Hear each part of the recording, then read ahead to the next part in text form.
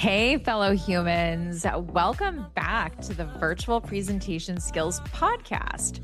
This is our Minicast Mastery show where we guarantee to deliver value in less than 10 minutes. Our show today is focused on brain-friendly tricks to keep your audiences awake online. I'm Kimberly Gilbert, one of your co-hosts, and I'm also joined by Kathy Godinez, your other co-host. This is the show where we mix professional wisdom, a dash of humor, and a lot of really cool brain science. Please take a moment to like this podcast, share it, send us comments. We'd really like to be more involved with you this year. We'd like to get to know you on more of a personal level, and that way we can be much more valuable for the content we are bringing to you 2 times per week. I often hear the question, why do people look so awake at the start of my meeting, Kimberly, and completely exhausted 10 minutes later? The answer isn't disrespect, it's not boredom, and it usually isn't your content. Sometimes it's your content, but that's not the most prevalent factor. It's the human brain. You probably own a human brain if you're listening.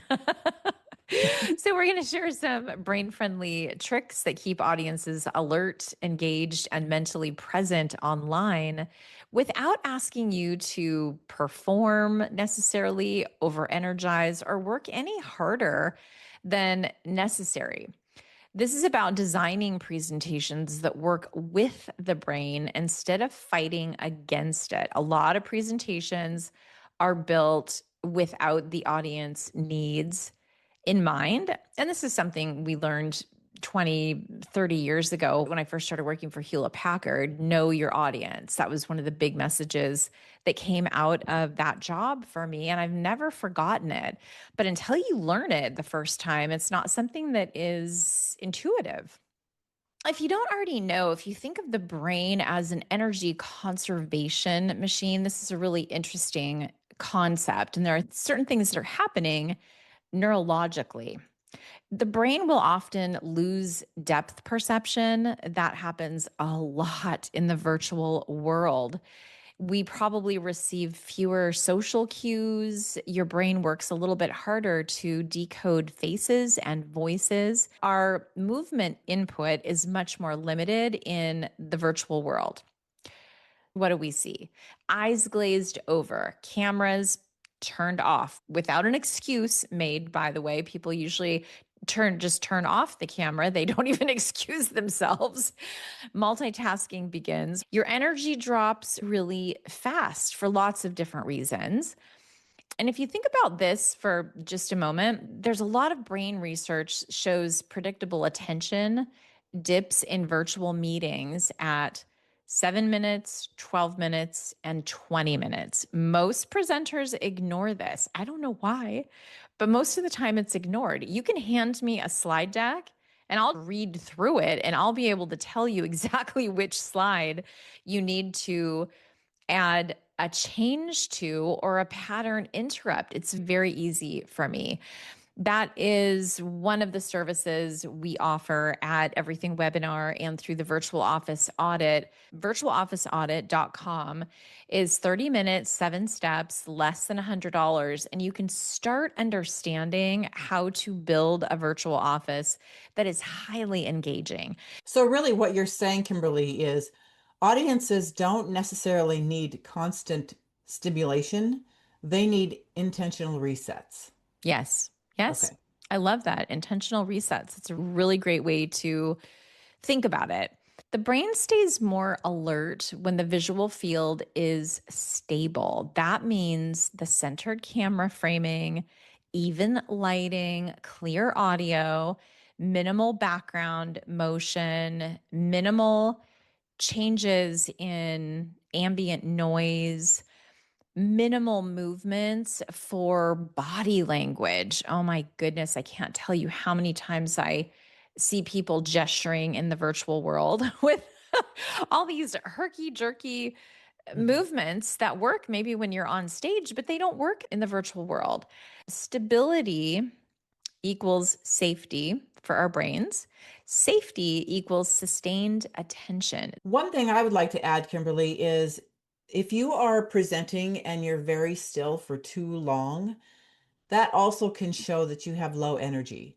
It is absolutely true. The brain stays engaged with micro movements all day long. I'll walk people through the exercise with the jazz hands. Do the jazz hands in front of your face at the camera like you would normally do jazz hands. And then take a look at yourself and how that is burning the brain of your audience. Take your hands and move them back to your shoulders.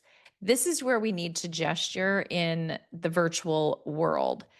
It is absolutely maddening when I see people gesturing too close to the camera. I automatically tune out. I'm sorry, I can't stay with you. So I think this is something that people, or at least me anyway, had to practice. Prepare, plan, practice, the 3 Ps. Those are my 3 favorite Ps when it comes to presentations in general, whether they're in person or virtual. And yes, I can't make you a rock star presenter in one session. We can make some good progress in about 10 sessions, but it's very affordable. Follow up with us. You can find us on LinkedIn, Facebook. You can comment on this podcast on any of the platforms that you listen to your podcasts, and we will respond to you. We love to hear from you. Those 4 areas we focused on today, I'll just reframe them for you right now. Change your input, not necessarily your information. Design for the 7 to 12 minute attention drop. Stability keeps the brain awake, and micro gestures signal life, and not too high energy, not too low energy, but just right. And like Kathy said, there is some practice involved. Nobody's going to swoop in and do this for you. This takes some practice. Most of us are not going to talk in terms of cognitive load or intentional resets or stabilization in the visual field or attention rhythms. Most of us are not going to speak that language. So we jump into our meetings hoping for the best, right? You hope for the best in your virtual meetings. And then we're constantly disappointed, which I think is just a shame. But we will change that for you if you attend a group virtual office audit. Virtualofficeaudit.com in less than 30 minutes. We'll evaluate your camera, your lighting, your audio, your posture, and your general environment. So your audience brain can just focus on that beautiful message you're delivering and not fighting their own biology. That sounds great, Kimberly. It's a fantastic course. I've already gone through it and I really enjoyed it and learned a ton. And I've always said, I wish I would have gone through this much earlier in my insurance career. Yes, yes. So heed Kathy's message. If you Yes. have not taken the time to book one, this costs less than a pair of shoes. You probably spend $87 on coffee in a month. It's well worth your time to increase your professional skill set. And I keep forgetting to say, if you book a one-on-one advanced audit, you also get a certificate of completion. You can take that to a current employer. Maybe that will help you with a promotion. You can take that to a job interview. Maybe you're a college student and you're graduating this year or next year. And wouldn't it be nice to have that professional certification with you in your portfolio? Kathy, this feels like a wrap to me. What about you? I think so too. Perfect. If something in this episode lit your brain on fire, don't forget to take a moment to comment, like, share, download. Any interaction we appreciate. And we look forward to meeting you in the next episode where we go live from the waist up.